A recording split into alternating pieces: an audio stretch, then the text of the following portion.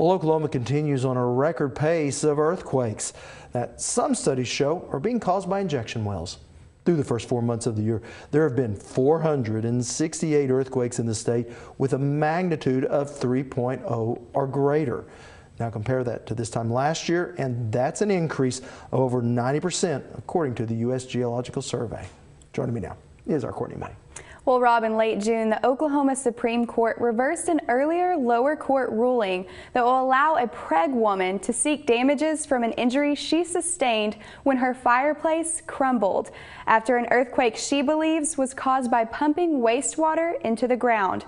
This ruling is just the latest to expose Oklahoma's energy industry to litigation over their disposal wells. The oil and natural gas industry is pumping in tens of billions of dollars to the state's economy each year. As the 5th largest oil and gas producer in the United States, Oklahoma is creating jobs.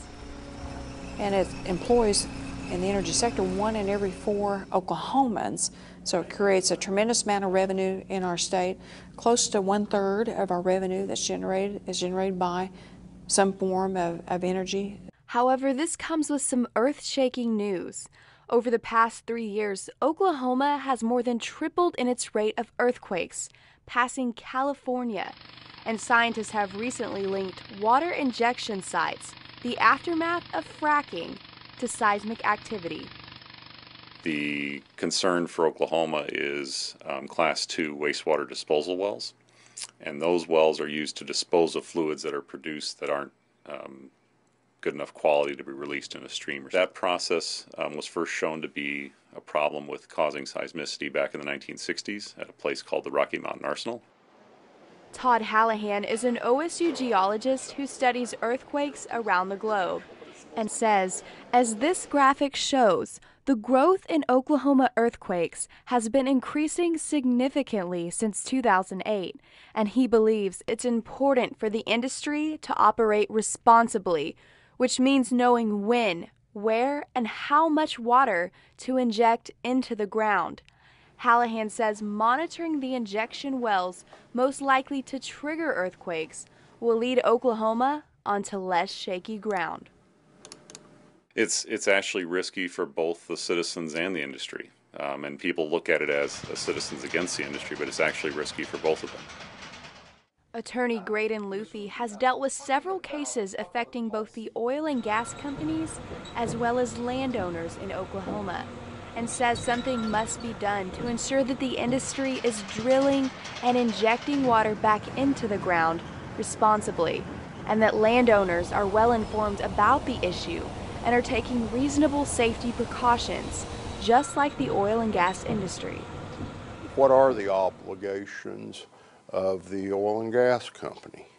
What are the expectations that policy will recognize that landowners have in things like this? All right, here you see some of the recent cracks that have been expectations that homeowners like Sean Hull have, whose house is developing new cracks each week from the increasing number of earthquakes. Earthquakes happen, then the cracks develop, and I couldn't say how many there are, probably 15 or 20. This here is the garage, and what you see is previously repaired cracks and also brand new cracks that are contributing to the old cracks as well, and a brand spanking new one right over there. I think it's absolutely important for the United States to have energy independence, and if this is a result of fracking, I think that it probably needs to be done, but the people that are responsible for drilling need to be responsible for, the property that they're destroying. Damages to properties are one of the reasons Governor Mary Fallin announced the launch of a Seismic Activity Council consisting of members from the oil and gas industry, the Oklahoma Geological Survey, the Corporation Commission, and university researchers. When they've looked at which wells might be causing this, it's typically a small number that are at a really high rate. And so it doesn't mean you have to shut the whole thing down. You have an option of pulling back partway. It's a difficult industrial process that has risks and needs to be conducted responsibly. The future of the industry is going to be headed forward in a safe manner, in an economically responsible manner, in a manner where Oklahomans can all enjoy the benefit of job creation. Without the fear that with the good comes the bad of more earthquakes.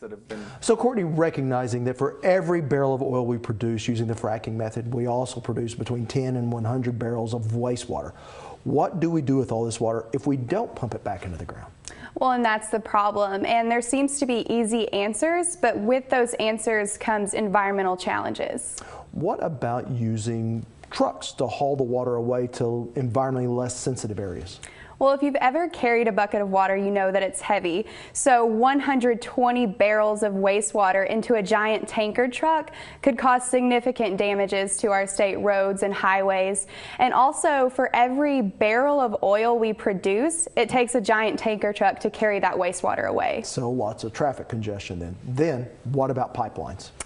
That comes with cost and also effects to the environment. It would be extremely expensive to create these pipelines, and also these pipelines would have to be ran through the most densely populated areas of Oklahoma. So then what about like what agriculture does with their lagoons, like just keeping the water in place and then letting it evaporate? Well, once again, we're talking about a whole lot of water, and a lot of people think that that could affect local weather. And also, once the evaporation process happens, we would have to go back and dispose of the salts and the chemicals that are left behind. So it sounds like this really comes down to a cost-benefit ratio, especially when you consider that other states may not have some of these same restrictions. Right, that's true, but we're not the only state that's looking into closer regulation. Texas Governor Greg Abbott just recently okayed a $4.5 million comprehensive earthquake study. All right. Thanks so much, Courtney. You're welcome, Rob. Now, when we return, I'll sit down with the state official whose job is to regulate Oklahoma's energy companies, Corporation Commissioner Dana Murphy.